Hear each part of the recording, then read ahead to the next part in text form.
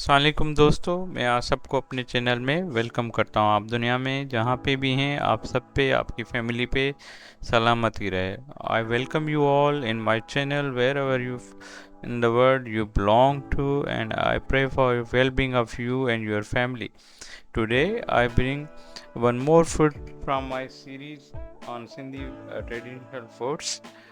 This is called Kutte. This is very simple recipe usually used for the small children or whenever you have to take food for longer journeys.